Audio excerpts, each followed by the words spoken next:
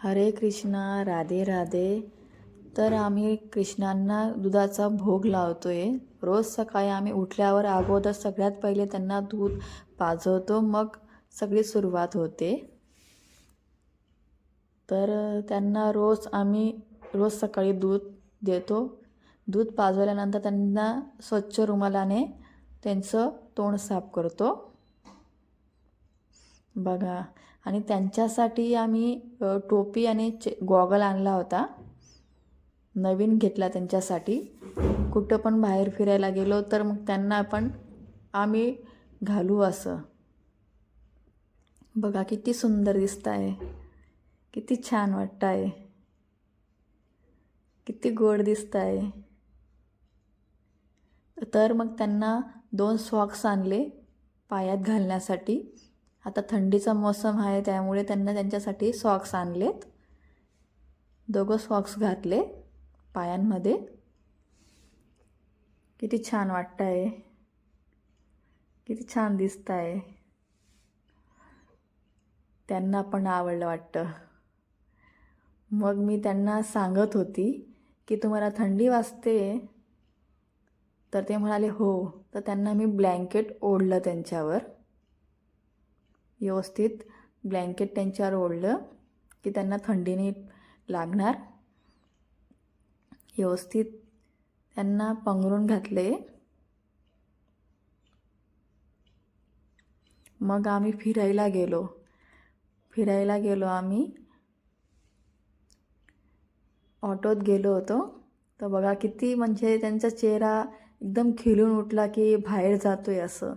लहान मुलांना बी आपण कसं घरात ठेवलं कसं ते लहान मुलाचं तोंड हे होऊन जातं, तसं आमच्या कृष्णाचं पण तोंड हे होऊन जातं. तर त्याच्यामुळे आम्ही बाहेर त्यांना फिरायला घेऊन गेलो. तर बघा किती सुंदर त्यांच्या तोंडावर ग्लो आलेला आहे आणि किती सुंदर ते यांचे हसू येते, एकदम छान. मग त्यांना आम्ही गॉगल घातला. बघा किती छान वाटतंय, किती छान दिसत आहे. तर आम्ही असं फिरायला त्यांना सोबत घेऊन गेले की थोडं त्यांना फ्रेश वाटेल. मग आम्ही एका जागेवर थांबलो. तर थोडासा त्यांना घेऊन डान्स करवला की चला त्यांना थोडंसं फिरवू असं. तर आम्ही डान्स करवला त्यांना घेऊन की थोडं त्यांना खुश वाटेल की कुठं बाहेर गेल्यानंतर त्यांना फिरवलं. बघा नंतर एक चिकूवाली होती बाई, तर ते चिकूवालीकडे लक्ष गेलं. तर चिकू घ्यायचा होता, तर चला चिकू घेऊ असं. मग त्यांना आम्ही ऑटोमध्ये गेलो होतो. तर ऑटोमध्ये त्यांना बसवलं की असं की चला तुम्ही रिक्षा चालवा, ऑटो चालवा असं. ते ऑटो चालवता येत. जसं आपण लहान मुलांना कसं करतो तसं त्यांना की आपण हे करायचं की त्यांना पण आपल्याला वाटायला पाहिजे की खरंच काही तर आहे. तसं लहान मुलासारखं आपण त्यांना केलं. मग एक मंदिरात गेलो होतो. मंदिरात मग गरीब लोकांना बिस्किटं वाटले. सगळेजण आशीर्वाद देत होते, खुश झाले की त्यांचा आशीर्वाद त्यांना मिळते.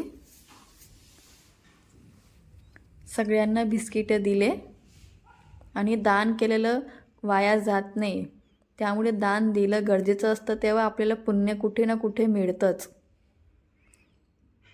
बघा सगळे गरीब लोक होते बिचारे, त्यांच्यावर चेहऱ्यावर अलगच मतलब तेज आहे की किती खुश होत आहे. बघा त्यांना असं की काय आहे आणि काय नाही असं.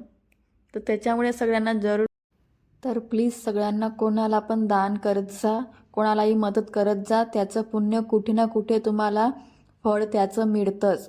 त्यामुळे प्लीज सगळ्यांना कोणालाही गरीब लोकांना प्लीज मदत करत जा, हेच माझं तुम्हाला म्हणणं आहे.